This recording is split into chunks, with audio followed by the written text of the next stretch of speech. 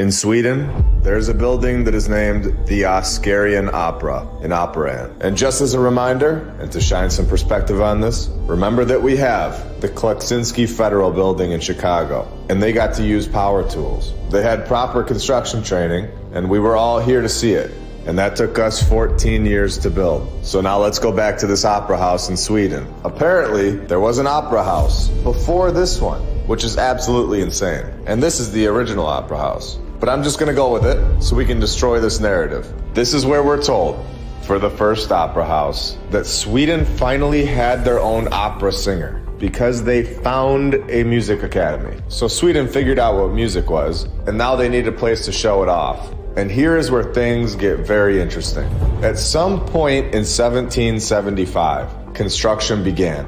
While living in huts and without a power tool in sight, the Royal Swedish Opera was completed less than 7 years later. They supposedly knocked this thing out twice as fast as our civilization took to build this pathetic box. And their way of transportation was a donkey.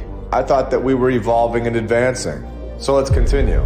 We are given Axel Johan Anderberg as the architect, who designed this palace and constructed it all by himself, which is a total joke that they never mention that anyone ever helped these incredible master drawing characters that we, for some strange reason, can't reproduce today.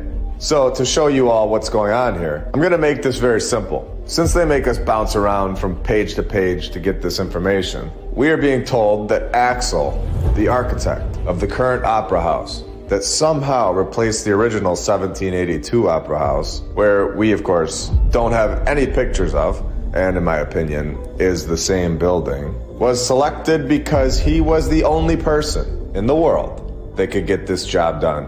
Oh, wait, what is this? There were so many people that could get this job done that Axel Anderberg had to win a contest against all of the other 1700s master builders of Sweden? Can you believe this?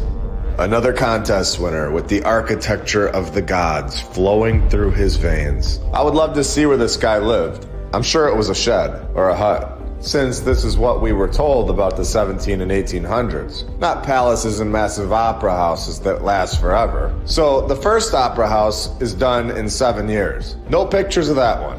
And they demolish it because it was very easy back in the 1700s for some reason to get this type of building constructed again, and even better than the first one. So they did it in their spare time, of course. So how long does this one take to get opera house number 2 done? Well, let's check out their website, where they tell us a major key as to why I believe that this is the same building. They did not knock any building down. They didn't build 2 opera houses. This is the only one.